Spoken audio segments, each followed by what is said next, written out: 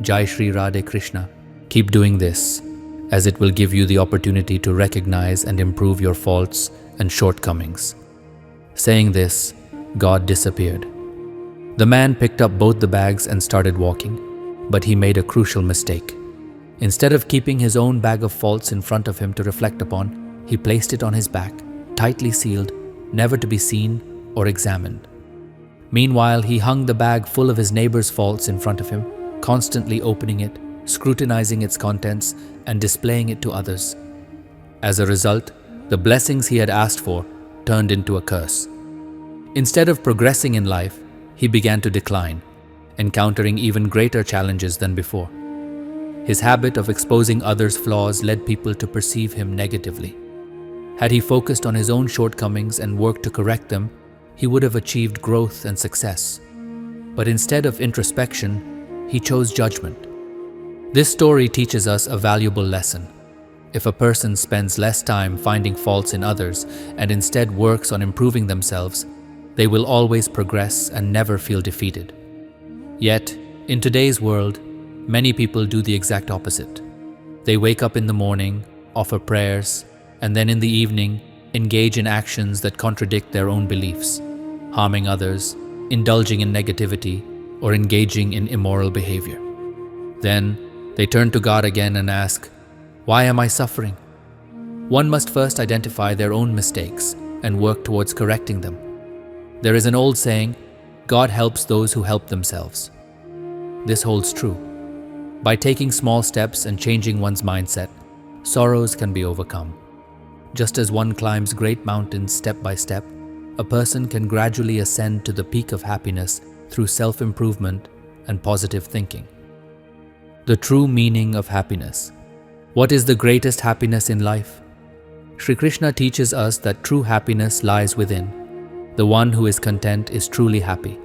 However, most people are dissatisfied, constantly seeking fulfillment of worldly desires or solutions to their problems.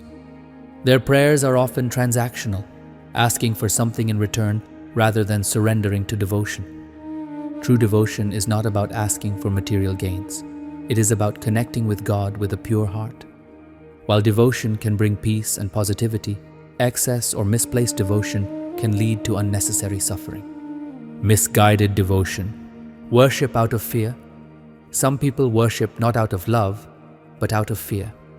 For example, many elderly women keep strict fasts despite poor health, believing that if they don't, God will be displeased. But devotion should never come at the cost of one's well-being. Health is also a gift from God and must be taken care of. When a person neglects their health, their suffering extends to their family as well. Worship as a competition. On occasions like Mahashivratri, Durga Navami, or Krishna Janmashtami, people rush to temples, pushing and shoving for an opportunity to be the first to receive darshan. But is this true devotion? Worship should be about inner peace and connection with God, not about being first in line. Devotion with hypocrisy. Some individuals claim to be deeply religious, but their actions contradict their faith. They pray and perform rituals but continue to engage in dishonesty, gossip, and unethical behavior. If devotion does not reflect in one's character, is it truly meaningful? Superficial devotion. Many people worship only to maintain an image of being religious. They perform elaborate rituals but lack sincerity in their hearts. True devotion does not require hours of prayer. It requires purity of heart. Even remembering God for a single moment with true sincerity is more powerful than performing 1,000 rituals without faith. In the end, real devotion is about sincerity, self-improvement, and inner peace. If you truly surrender to God with an honest heart, your life will be filled with joy. Worship should not be about fulfilling desires, but about achieving spiritual contentment and self-realization.